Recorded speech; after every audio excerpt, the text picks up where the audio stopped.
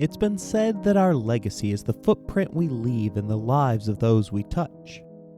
Author Germany Kent urges one to live your life in such a way that you'll be remembered for your kindness, compassion, fairness, character, and benevolence. Those are not the kinds of words people tend to use when they talk about Andrew Jackson. And yet Jackson's resume hits many of the notes Americans celebrate. He expanded U.S. territory, broadened suffrage among white men, paid off the national debt, and held the Union together when South Carolina threatened to tear it apart. But as we've explored in previous episodes, every one of those achievements came with an asterisk. The first major historian to wrestle with Jackson's legacy was James Pardon. Writing in 1859, 15 years after Jackson's death, and just 2 years before Confederate guns opened fire on Fort Sumter, Pardon cast Jackson as the representative man of what he called the combative, rebellious period of American history.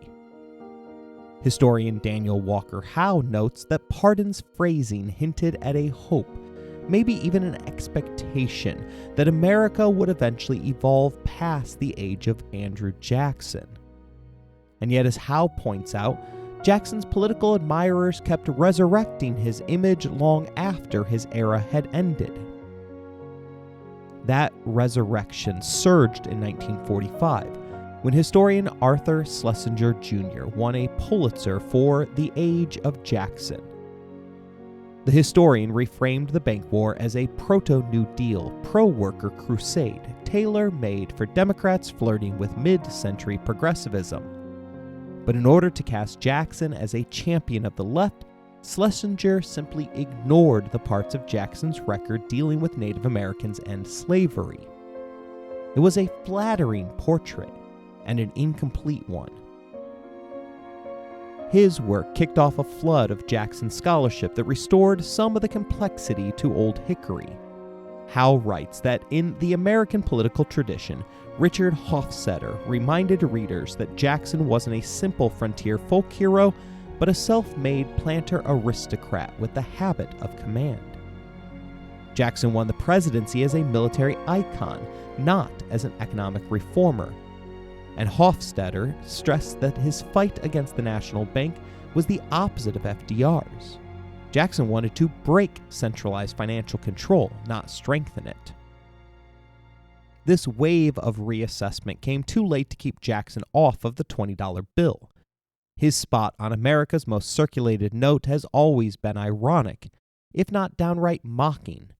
As Stephen Mihm of Bloomberg puts it, Jackson's presence on the notes of the Federal Reserve has always been a slap in the face to the seventh president, who unequivocally hated the idea of a central bank that issued paper currency. And Jackson's place on U.S. currency hasn't exactly been static.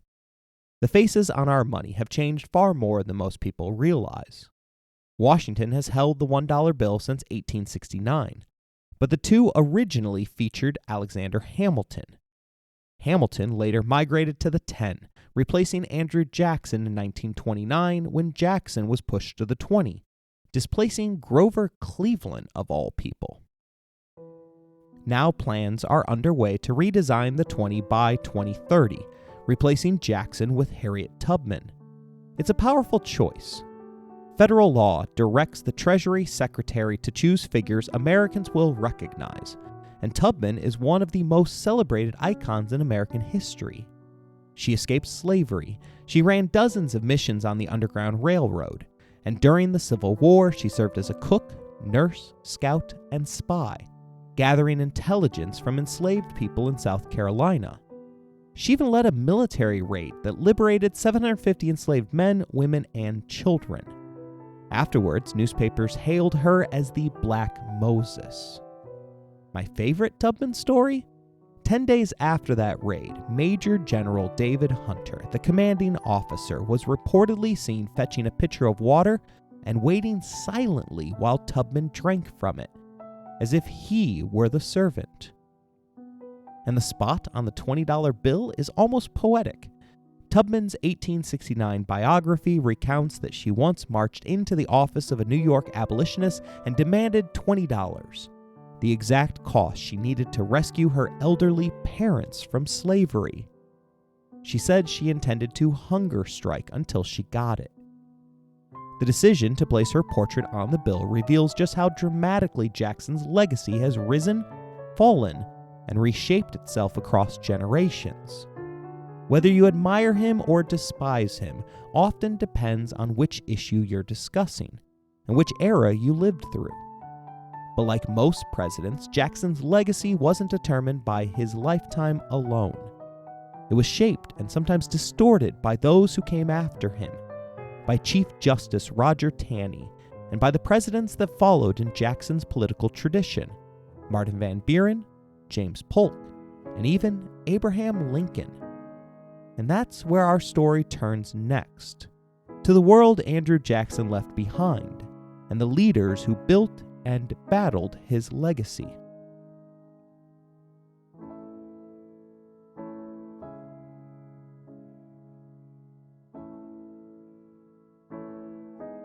You're listening to Empires, Anarchy, and Other Notable Moments, a podcast designed for deep dives that assist in the teaching of history. This series focuses upon America's 7th president, Andrew Jackson.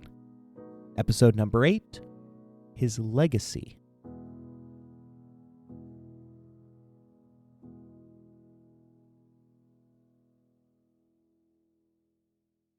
The off-Broadway production Bloody Bloody Andrew Jackson opened in 2010, and if nothing else, it proves that the Hamilton formula isn't easily replicated.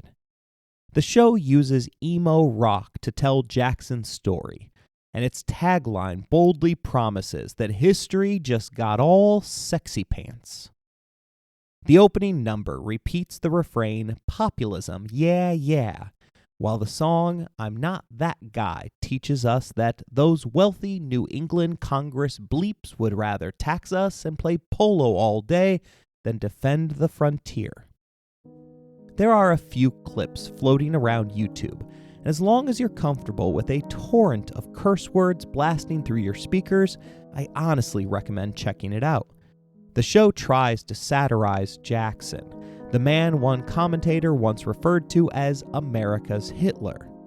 But the satire is shallow, often swallowed up by the sheer cringiness of the performance.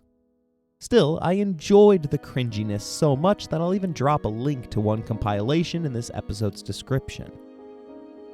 Like many early biographers of Jackson, the musical mostly sidesteps the issue of slavery, choosing instead to offend every indigenous American within earshot with its rendition of 10 Little Indians.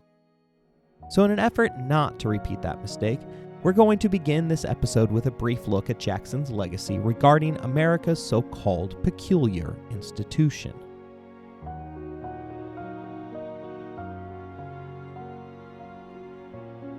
We've already talked about Jackson's enslavement of African Americans at the Hermitage, the expansion of slavery within the White House, and how pro-Jackson biographers leaned on the testimony of Hannah to portray Old Hickory as a kind and benevolent master. On his deathbed, Jackson reportedly said he expected to see his enslaved people in heaven, a statement that allowed him to believe their bondage on earth was temporary, and therefore not a sin. What we haven't talked about is what was happening outside the Hermitage walls, the emergence of a new, fiery abolitionist movement in the North. David Walker, the son of an enslaved man, published his appeal to the colored citizens of the world in Jackson's inaugural year. It is one of the most powerful American documents ever written. Nearly every line is worthy of quotation. For time's sake, here's just one excerpt, where Walker throws the Declaration of Independence directly back in the faces of white America.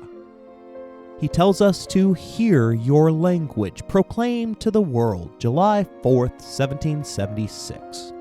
We hold these truths to be self-evident, that all men are created equal, endowed by their Creator with certain unalienable rights.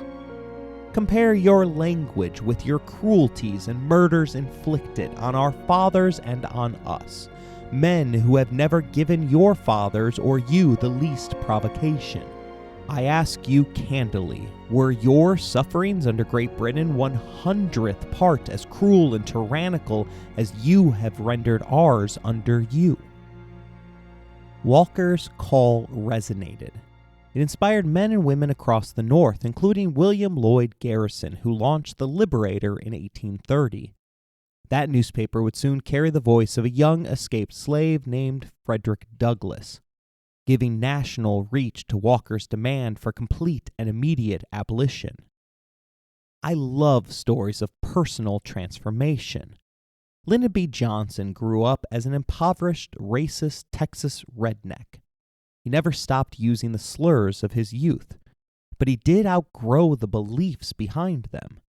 By signing the Civil Rights Act of 1964 and the Voting Rights Act of 1965, LBJ became one of the movement's most consequential allies. Andrew Jackson, by contrast, did the opposite. Instead of amplifying the early voices of civil rights, he suppressed them. His administration imposed gag rules to block abolitionist petitions from even being discussed in Congress. He publicly condemned Walker, Garrison, and their peers as monsters who sought to destroy the Union, and he ordered his postmaster general to intercept abolitionist pamphlets, the primary vehicle for spreading anti-slavery ideas. When these materials did slip through, the consequences were deadly. Readers, both white and black, were lynched to keep the ideas from circulating. From the Oval Office, Jackson offered little justice for the victims. He said nothing after Elijah Lovejoy was murdered defending the press of his abolitionist newspaper. He remained silent while thousands of rioters in Philadelphia burned an anti-slavery meeting house and multiple black churches. And he never commented on the nationwide rise of blackface minstrel shows, which exploded in popularity in 1828 behind grotesque racist caricatures. In a moment when the earliest sparks of abolition were catching fire, Jackson chose to stamp them out.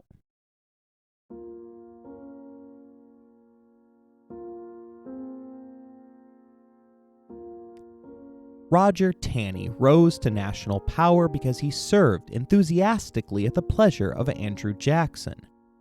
The Maryland-born son of a slaveholder first entered Jackson's inner circle as Attorney General, appointed after the Eden Affair wiped out the president's original cabinet. And when Jackson's Treasury Secretary refused the order to remove federal deposits from the National Bank, Taney stepped in without hesitation. He was the man Jackson trusted to finish the job, to dismantle Nicholas Biddle's institution from the inside. In 1835, Jackson rewarded that loyalty by nominating Taney to succeed John Marshall as Chief Justice of the United States. It was a symbolic passing of the torch, from a court that had strengthened federal power to one that under Taney would champion states' rights and protect slavery. Taney authored countless landmark decisions, but one stands above the rest, and not in a good way. In 1857, 13 years after Jackson's death, Taney delivered what remains the most infamous ruling in Supreme Court history, Dred Scott v. Sandford. Dred Scott was an enslaved man born in Virginia and purchased by an army surgeon, Dr. John Emerson. Emerson took Scott with him to Illinois and then to the Wisconsin Territory, both free under the Missouri Compromise. After Emerson's death, Scott sued for his freedom, arguing that living on free soil had made him free. His case wound upward through appeals until it reached Taney's court. Taney's majority opinion wasn't just sweeping, it was intentionally incendiary. First, he ruled that Dred Scott had no right to sue at all. Why? Because Taney declared Black Americans, enslaved or free, could never be citizens under the Constitution. He wrote that the founders regarded black people as beings of an inferior order, with no rights which the white man was bound to respect. But Taney didn't stop there. He struck at the heart of the Union by declaring the Missouri Compromise unconstitutional.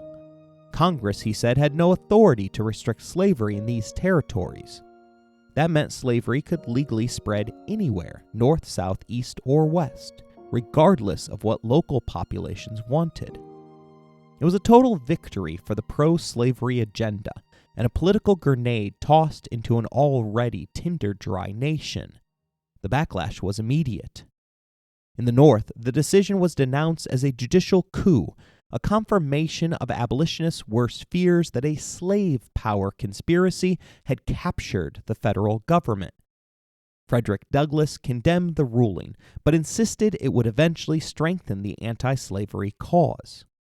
Republicans, including a rising figure named Abraham Lincoln, framed their entire platform around resisting the expansion of slavery that Taney had tried to guarantee.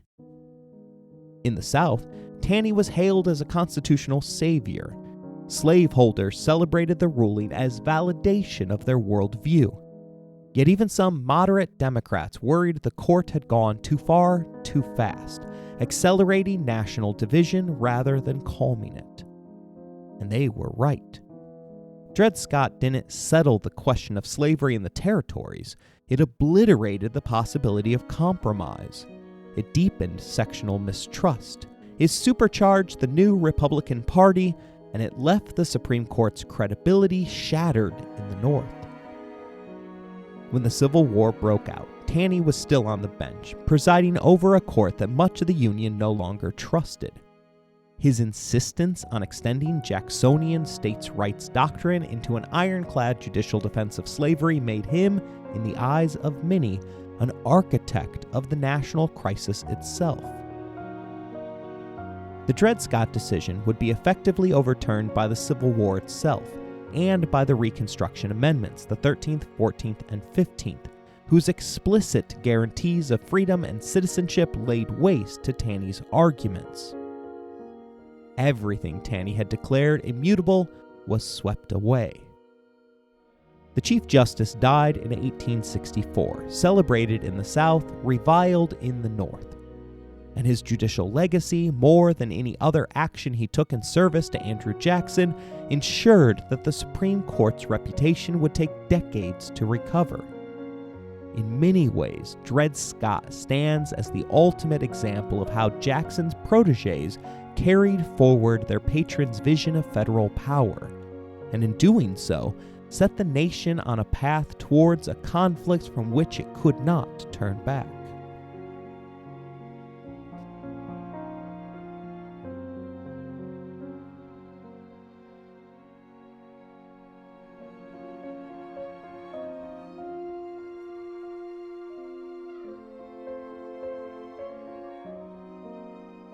Jackson's legacy didn't end when he left Washington. It lived on through the men who tried, sometimes desperately, to fill his shoes.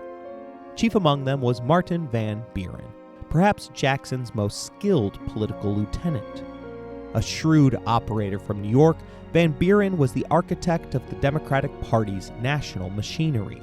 He built Jackson's coalition, engineered his victories, and polished the populist style that defined the era. When Jackson stepped aside, Van Buren was the obvious heir. But the election of 1836 revealed just how fragile that inheritance was.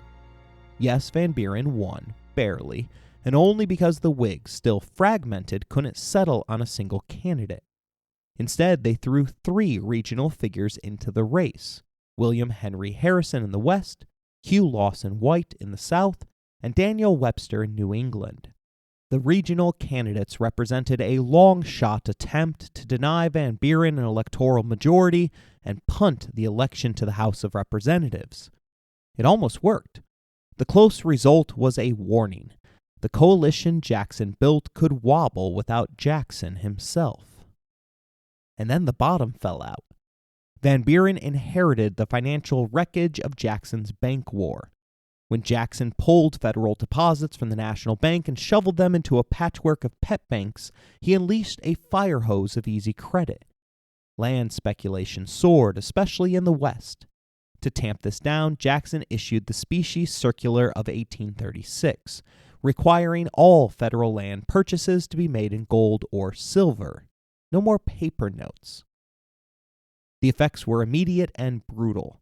Paper money evaporated. Banks couldn't meet withdrawal demands. Credit collapsed. And in the spring of 1837, just weeks into Van Buren's presidency, the Panic of 1837 began. New York banks suspended payments. Unemployment surged. Farmers and laborers, many drowning in land debt, were completely wiped out. Van Buren responded exactly the way a Jacksonian was expected to respond. He refused federal intervention. No stimulus, no bailout, no new national bank. Instead, he proposed the independent treasury system, separating government funds entirely from private banks. It was ideologically pure, fiscally conservative, and politically catastrophic. It offered suffering Americans no relief at all. The Depression dragged on for years, and Van Buren became the face of the crisis. Whigs branded him Martin Van Ruin. Political cartoons depicted him as an overdressed aristocrat sipping champagne while the nation starved. And while he steadfastly defended Jackson's financial legacy, the country steadily turned against him. Even foreign affairs were shaped by Jackson's shadow. During the Canadian rebellions of 1837-38, American volunteers tried to cross the border to aid the rebels. Van Buren sent troops, not to help, but to stop them. Though he prevented a war with Britain, he looked weak for appearing to side with the British against his own citizens. And at home, the darkest element of Jackson's legacy continued uninterrupted. Van Buren presided over the actual execution of Cherokee removal. The Indian Removal Act may have been Jackson's creation, but its most infamous chapter, the Trail of Tears, occurred on Van Buren's watch. The administration outsourced logistics to private contractors who failed spectacularly. Inadequate wagons, spoiled food, no medical care, and forced marches through winter conditions. Thousands died of starvation, disease, or exposure. The cruelty was not incidental.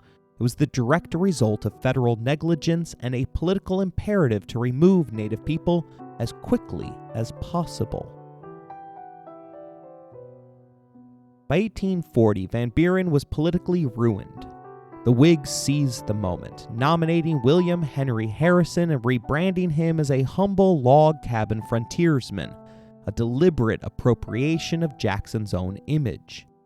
They ran the first truly modern mass marketing campaign. Slogans, rallies, songs, merchandise, the works. Van Buren never stood a chance. The voters delivered a landslide decision against him. His presidency, intended to consolidate Jacksonian democracy, ended up exposing its contradictions. The populist distrust of institutions that energized Jackson's supporters also destabilized the economy. The suspicion of federal power that promised individual liberty left Americans with no safety net when crisis struck. And the celebration of executive strength produced a system in which Van Buren was expected to wield Jackson's authority without Jackson's charisma. His downfall wasn't just his own. It was the inevitable end of carrying Jackson's philosophy to its logical conclusion.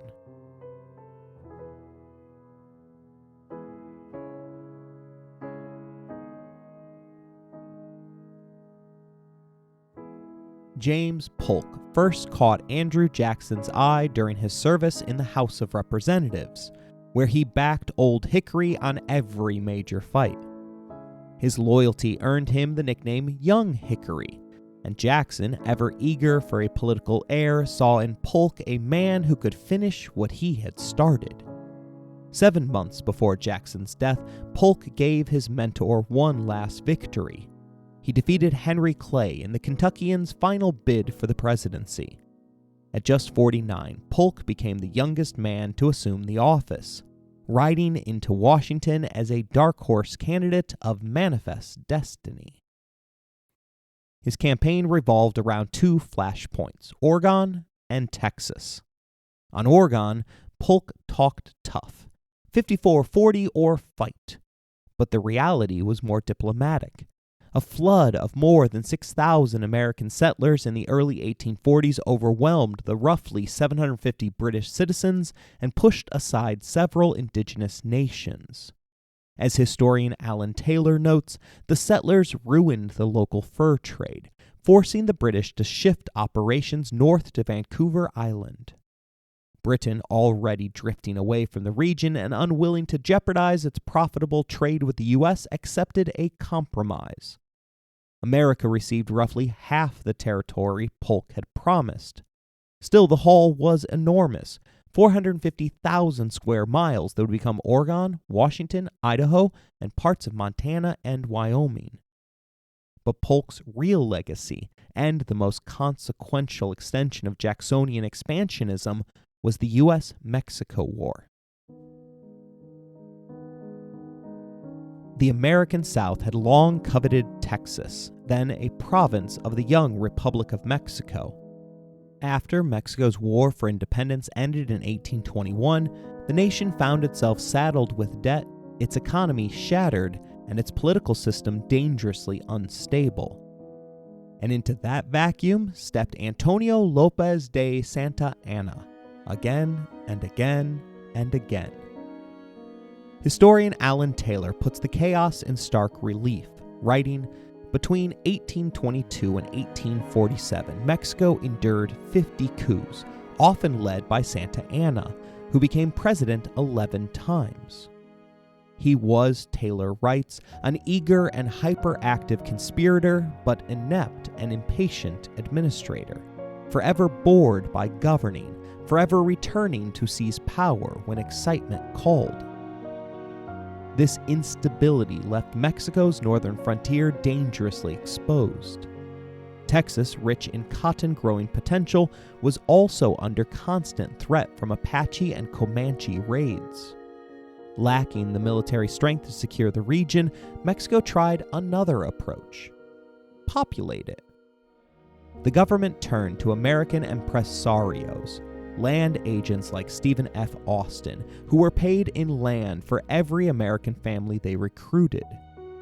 For just $60, Austin could grant each settler 96 acres. The pitch was irresistible to Southerners ruined by the Panic of 1819, but the deal came with three conditions. Settlers had to learn Spanish, convert to Catholicism, and obey all Mexican laws. That last condition would prove fatal. Mexico outlawed slavery in 1829, but in Texas, where American settlers had acquired vast slave labor plantations, the law was effectively ignored. Texas was the only westward migration where settlers arrived still wealthy enough to purchase enslaved labor. The economic model was unmistakably Southern and unmistakably American. By the time Mexico attempted to enforce its anti-slavery decree, American immigrants outnumbered Tejanos 3-1. Texas had become an economic satellite of the United States, shipping cotton and cattle to New Orleans as if it were already part of the Union. When enslaved people in Texas heard rumors of emancipation, many fled south towards central Mexico. Panic swept through the American South. If Texas fell under Mexican anti-slavery enforcement, it might become a highway for mass escape. Mexico City responded by banning further American immigration in 1830. But with only 200 soldiers stationed in the region, enforcement was hopeless. Stephen F. Austin compared it to trying to stop the Mississippi with a dam of straw. In order to evade the ban outright, Texas tried a legal loophole, forcing enslaved people to sign documents renouncing their right and claim to personal liberty for and during the term of 99 years, effectively turning slavery into indentured servitude, in name only. It fooled no one. Texas was drifting steadily out of Mexico's orbit, and Polk, following Jackson's long-standing expansionist vision, saw his opportunity.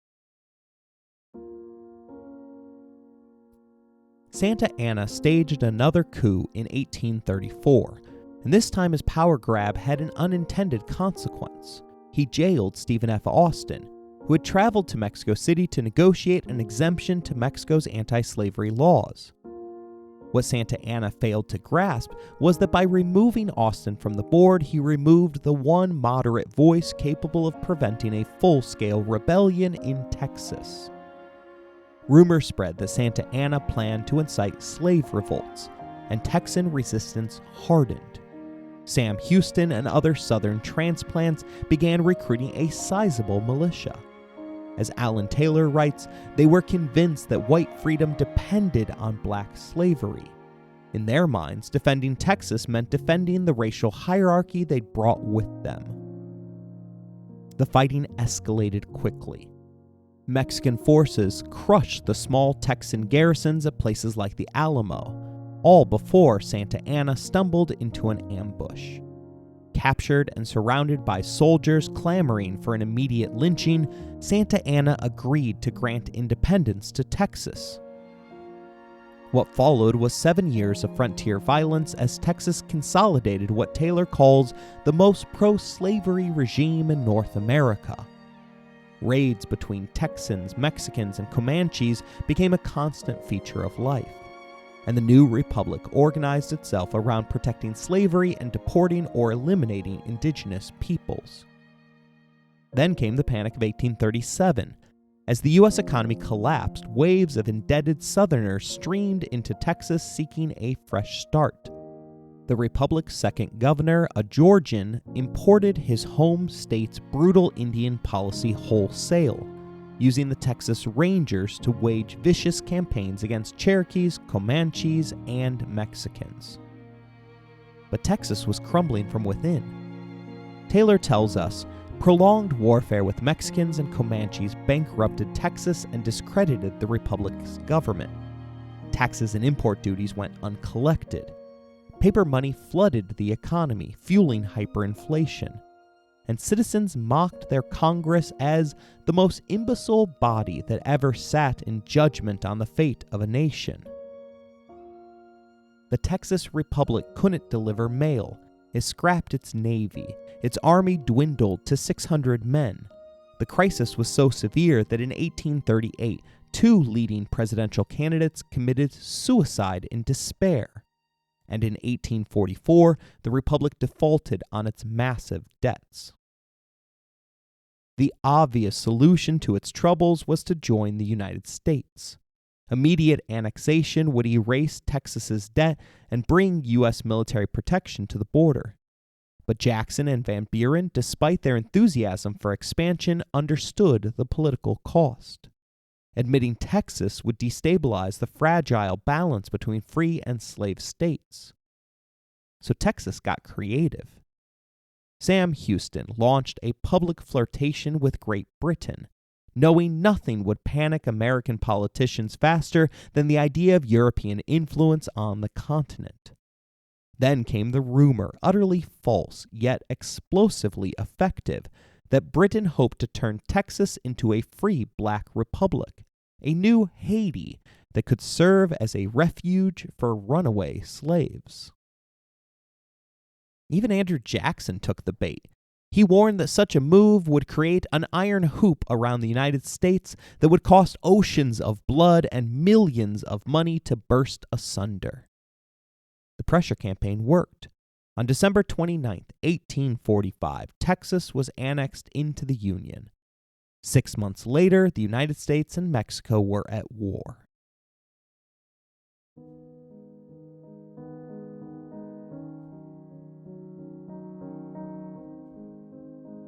England was again used as cudgel to persuade the nation to war. Mexico's crushing debt, eating up 87% of its annual revenue, lent credibility to a rumor that the country might sell California to the British. For a nation obsessed with manifest destiny, losing the Pacific coast to England was unthinkable. California wasn't just another territory, it was the hinge on which the future of American conquest seemed to turn, and it became the issue that propelled James Polk into the White House. When Polk's attempt to purchase California and New Mexico failed, he turned to provocation. He stationed a small U.S. force on a stretch of disputed land near the Rio Grande, territory Mexico insisted was its own. When Mexican forces fired on the Americans, killing 9 soldiers, Polk seized the moment. He addressed Congress with dramatic flair. "We have tried every effort at reconciliation," the president said. "The cup of forbearance has been exhausted even before the recent information from the frontier. But now, Mexico has passed the boundary of the United States, has invaded our territory, and shed American blood upon American soil." One Whig representative wasn't buying it. A lanky Illinois lawyer named Abraham Lincoln introduced a set of resolutions demanding that Polk specify the exact spot of soil on which American blood had allegedly been shed.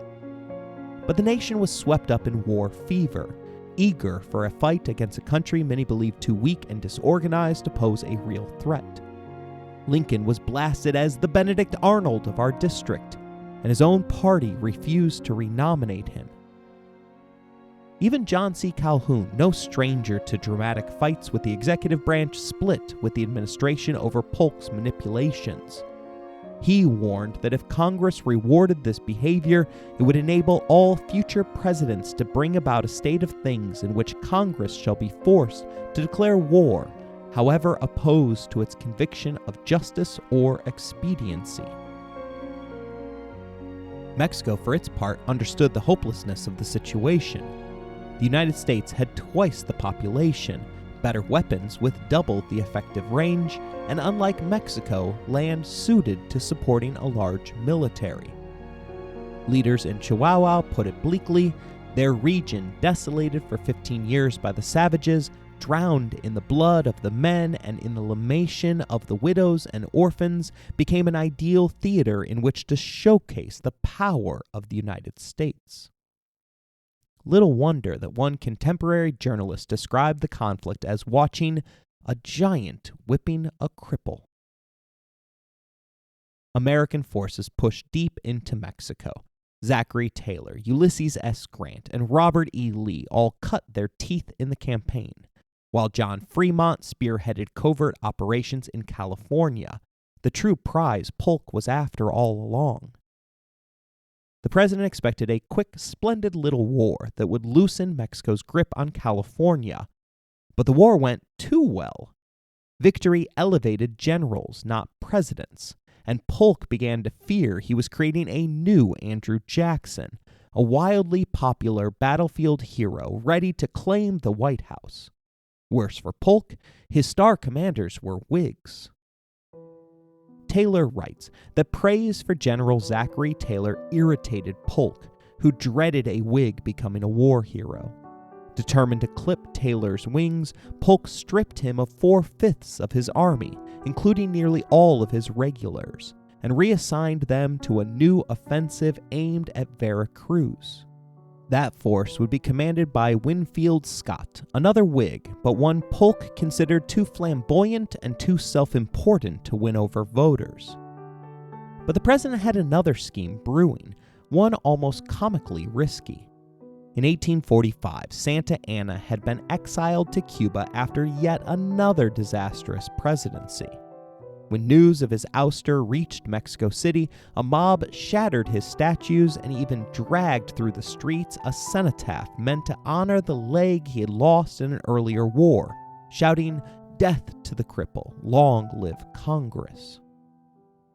Now Polk decided to resurrect him, literally and politically. The plan was simple: bring Santa Anna back, let him launch a coup, and then have him negotiate a peace favorable to the United States. In practice, Santa Anna did what Santa Anna always did. He double-crossed everyone. Instead of signing a treaty, he took command of a 20,000-man army and marched it straight at Zachary Taylor's meager force of 5,000. But Santa Anna was still Santa Anna, an even worse general than he was politician. He force-marched his troops across the desert for 3 punishing weeks, wearing them down before ordering a frontal assault on Taylor's elevated defensive position. The Americans won decisively. Then, after the battle, he learned the full story behind Polk's maneuvering.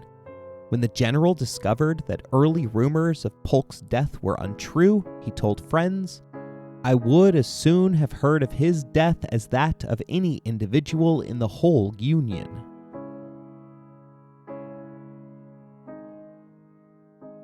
General Taylor had more than harsh words for the enemy. He saved some of his fiercest condemnation for his own men. Frustrated by the indiscipline and opportunism among his volunteer regiments, he exploded. "You are all a goddamn set of thieves and cowards. You never came here to fight, but to rob and plunder, and will run at the first sight of the enemy." General Scott agreed. Reporting to Congress, he announced that the volunteers have committed atrocities, horrors in Mexico, sufficient to make heaven weep. The deeper the army pushed into Mexico, the more disillusioned many soldiers became. Alan Taylor notes that a young lieutenant named Ulysses S. Grant wrote home, "I do not think there was ever a more wicked war than that waged by the United States against Mexico." But President Polk, the dutiful heir to Andrew Jackson's aggressive nationalism, was not troubled. He protected close allies like Archibald Yell, who oversaw some of the worst volunteer abuses. Polk believed, correctly, that most Americans wouldn't lose sleep over how the war was won as long as it ended with vast new territories ready for white settlement. Jackson's political instincts had taught him that land solved everything. Meanwhile, General Scott smashed the port of Veracruz and then marched on Mexico City. But his lightning advance stretched his supply lines thin. Mexican guerrilla fighters exploited the gaps, attacking American convoys and leaving the countryside in chaos. Scott needed peace before his army unraveled. Enter Nicholas Trist, the diplomat Polk had dispatched to negotiate a treaty. Trist was familiar to the Jackson-Polk machine. He'd once served as U.S. consul in Havana under Old Hickory, but Polk never fully trusted him. When Trist didn't toe the administration line, the president ordered him to come home immediately. But Scott intervened. He convinced Trist that abandoning the negotiations would plunge the country back into a bloodier, more aimless war. So Trist defied a presidential order, a breathtaking act of insubordination, staying to finish the job. The result was the Treaty of Guadalupe Hidalgo. It was unquestionably a lopsided settlement, but in an ironic twist, American racism prevented it from being even harsher. Many Southern senators balked at annexing regions with large Mexican populations.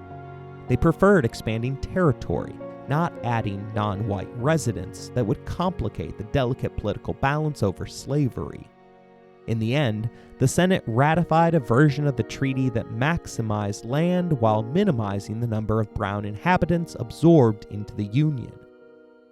For just $20 million, Trist secured everything Polk had originally wanted, and more.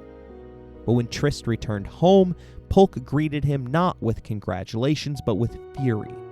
He had taken Mexico City itself, yet still seethed that the treaty didn't push the border deeper into Mexican territory. The diplomat was fired on arrival. Polk, exhausted and increasingly unpopular, sealed his legacy as a one-term president by declining to run again. And he watched bitterly as Zachary Taylor, another rough-hewn general beloved by the public, followed the Jacksonian blueprint. Trade military glory for a straight shot to the White House. James Polk was, in many ways, Andrew Jackson's most relentless political heir. Both were Tennesseans with a near religious faith in American expansion. Polk had been mentored directly by Old Hickory, and he shared Jackson's conviction that the nation's destiny, its mission, was continental conquest. Like his mentor, Polk wrapped his boldest policies in the language of popular will. If Jackson had claimed the mantle of the people's champion, Polk governed as the man chosen to finish the job. And he borrowed Jackson's governing playbook almost line for line. When Congress hesitated, push past it. When critics objected, claim a mandate. When obstacles appeared, remove them. Jackson's transformation of the presidency into an aggressively assertive office didn't end with him. It found its fullest expression in Polk. Polk also inherited Jackson's deep suspicion of rival power centers. Jackson had gone to war with the Bank of the United States because he believed it threatened presidential authority. Polk, drawing from that example, clipped the wings of anyone he feared might rise independently of him. He stripped Zachary Taylor of most of his regular troops at a critical moment in the Mexican-American War, not because Taylor was incompetent, but because he was popular. And he fired Nicholas Trist the moment Trist stopped acting as an obedient extension of the executive branch, even though Trist ultimately delivered the treaty Polk had wanted all along. It was textbook Jacksonian leadership. Never share the spotlight, never trust an ambitious subordinate, and never allow another power center, civilian or military, to rival the presidency. And then came Polk's greatest Jacksonian inheritance, expansion. Jackson had pushed Native Americans from the Southeast to open land for white settlement. Polk completed the continental vision by seizing half of Mexico and giving the United States a Western empire. In sheer acreage, Polk expanded the U.S. more than any other president, including his mentor. But as with Jackson's removals, Polk's victories carried a dark price. Every new acre dragged the nation deeper into the fight over slavery, asking questions whether it could expand, whether it should expand, and whether the Union could survive if it did. Polk didn't just advance Jackson's vision, he accelerated the sectional crisis that would, within a decade, place the United States on the path to civil war. In expanding the nation, Polk completed Jackson's project and guaranteed that his successor would face a nation coming apart at the seams.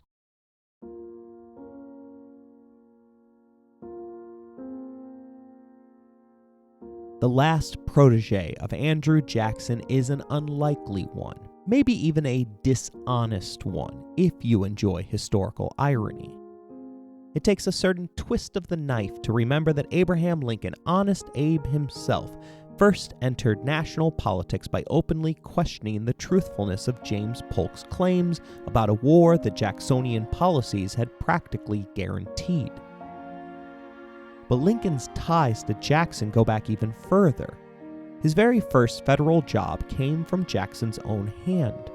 On May 7, 1833, President Andrew Jackson appointed a 24-year-old Abraham Lincoln as the postmaster of New Salem. And here's the kicker. Lincoln had supported Henry Clay, the fiercest anti-Jacksonian in the country during the 1832 election. Yet Jackson still gave him the job. Even as a baby Whig, Lincoln was pulled into the machinery of Jacksonian America. The irony writes itself. By the late 1840s, Lincoln arrived in Congress just as the Mexican-American War was exploding. As a freshman Whig, he did something extraordinary, something that nearly ended his political career on the spot. He introduced the spot resolutions, demanding that President Polk identify the exact spot where American blood had been shed on American soil. It was a direct challenge to Polk's justification for war, and it was political suicide. His own party back home branded him unpatriotic. He was denied renomination. Spotty Lincoln limped back to Illinois a wounded one-term congressman. But the most profound connection between Jackson and Lincoln wouldn't appear until decades later, when the Union itself began to break. In December 1860, as South Carolina seceded, Lincoln reached back nearly 30 years to Jackson's response during the nullification crisis. When South Carolina tried to nullify federal tariffs in 1832, Jackson had drawn a line deeper than any policy disagreement. In his proclamation to the people of South Carolina, Jackson declared that disunion by armed force was treason, and he pledged to enforce federal law with the military if necessary. It was one of the most forceful assertions of executive power in the young republic's history.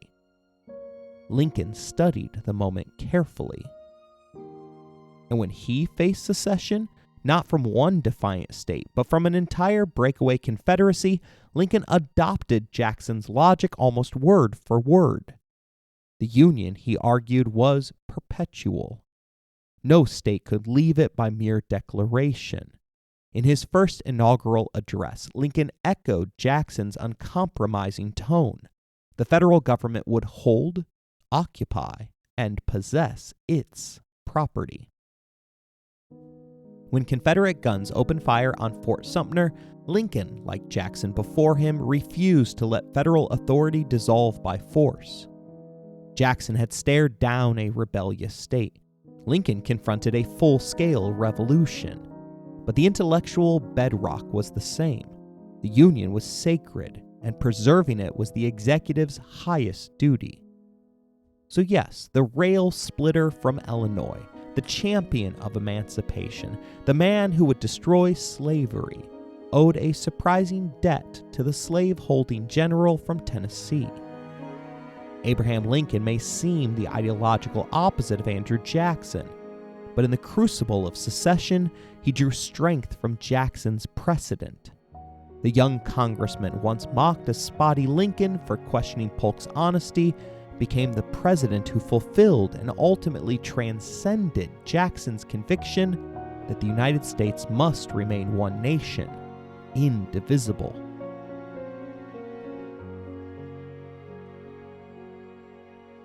Clearly, it's a complicated legacy that Andrew Jackson left behind, but it's a legacy he almost certainly would have owned without apology. In the end, he left this world with only two regrets: that he hadn't been allowed to shoot Henry Clay, and that he had never gotten the chance to hang John C. Calhoun. Jackson's views on race place him among the most notorious figures in American history. Yet he never questioned those views, never examined the moral cost of his choices. Racial hierarchy was to him simply the natural order of things, and that instinct carried into almost everything he touched. Jackson was not a man of introspection, he was a man of action. When his friend's wife was attacked by Washington's society, he defended her with the same ferocity he once showed on the battlefield, even when it meant turning his back on the very family members who had sacrificed everything for him. When citizens feared Native Americans, Jackson didn't send investigators, he sent the U.S. Army. And when he became convinced that corrupt institutions were scheming against him, he didn't wait for proof. He moved to destroy them before they could destroy him. With Jackson, it didn't matter whether the threats he saw were exaggerated, illusionary, or outright invented. He believed them. And in his presidency, that belief was the only voice that mattered. Armed with the sweeping powers of the executive, Jackson struck first and asked questions later, framing every attack as the defense of the people. That made him a hero to millions. It also made him just as surely a villain to millions more.